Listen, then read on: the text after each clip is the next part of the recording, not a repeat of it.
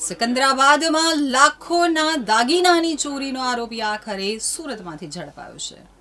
Surat crime બ્રાન્ચે હૈદરાબાદના Secunderabad વિસ્તારમાં સોનાની દુકાનમાંથી અંદાજે ₹13.30 લાખના સોના ચાંદીના દાગીના ચોરીના ગુનામાં એક આરોપીને ઝડપી લીધો છે.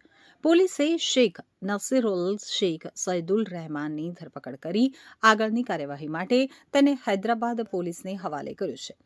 મળતી માહિતી મુજબ આરોપી ધાસ્તીપુરા ઝૂંપડપટ્ટી સીધી મુખ્તાર બાવાની દરગાહ નજીકથી ઝડપાયો હતો.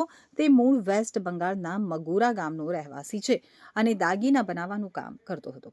પીઆઈ આરઆઈ જાડેજાના જણાવ્યા પ્રમાણે ચોરીમાં સહયોગી રમઝાને દુકાનમાં નોકરી દરમિયાન ડુપ્લિકેટ ચાવી તૈયાર કરી હતી, જેના આધારે ચોરીને અંજામ આપવામાં આવ્યો હતો.